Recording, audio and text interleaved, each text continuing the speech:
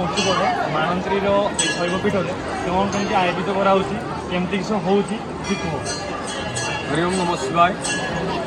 आकाशे तारका लिंगम पाताले हटकेश्वर भूलोकेतु महाकाल लिंगत्रय नमस्ते।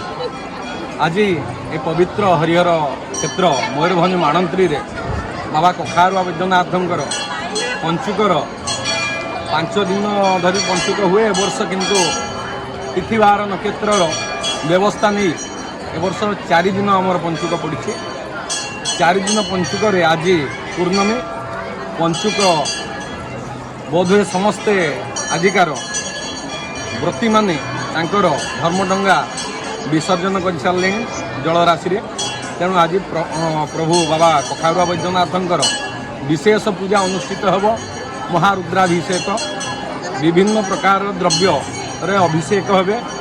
प्रभुंकर संध्या 5टा समय रे प्रभुंकर विशेष बेश अनुष्ठित होब एवं षोडश उपचार रे महाप्रभु बाबा कखारुआ वैद्यनाथ एवं दधिवामन रूपी जगन्नाथंकर दिव्य बेश अनुष्ठित होब। हरंकर हरिहर बेश। तेणु एक ब्रह्म द्वितीय नास्ति। शिव जी विष्णु सीए से प्रथा को आम लक्ष्य रखी प्रभुंकर हरिहर बेश अनुष्ठित होब। तत्सहित प्रभुंक उपरे आज तुलसी पत्र सहित जटा लगी हुए 1008 तुलसी पत्र एवं जटा तत्सहित बेलपत्र विभिन्न प्रकार विविध पुष्पर प्रभु सुसज्जित हेबे। संध्या समय रे प्रभुंकर हरिहर बेश अनुष्ठित होब। भक्त माने सब देखा पाई। हरि ओम नमः शिवाय।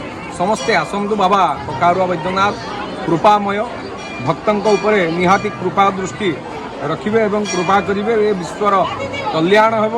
ए विश्वर सनातन धर्मर सदा सर्वदा जय होइछि जय हब। तेणु आमे सनातन धर्मी शंकर आसीथिले जेहेतु सनातन धर्मर प्रसार एवं प्रचार पाई हरिंकर नाम नहीं। तेणु आज महाप्रभु श्री बाबा कखारुआ वैद्यनाथंकर हरिहर बेश एवं प्रभुंकर षोडश उपचार रे पूजा। तेणु समस्ते आसंतु प्रभु को दर्शन। हरि ओम नमः।